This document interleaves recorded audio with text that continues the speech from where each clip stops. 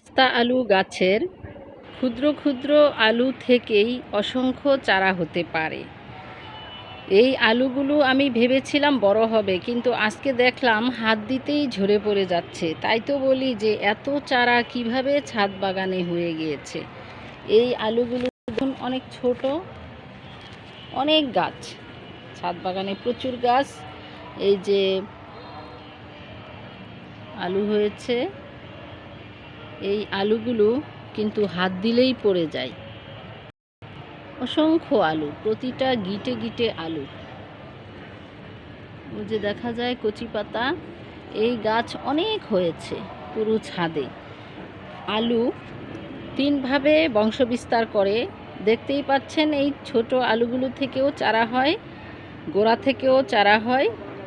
আবার যখন আলু মাটির নিচের আলু বড়টা খাওয়া হয়, মুখটা কেটে লাগিয়ে দিলে সেটা থেকেও চারা হয়। এই ছোট্ট বীজগুলো সংগ্রহ করেও আপনারা চারা লাগাতে পারেন। এই আলুকে কেউ বলে মেটে আলু, কেউ বলে গাছ আলু, বিভিন্ন নামে পরিচিত।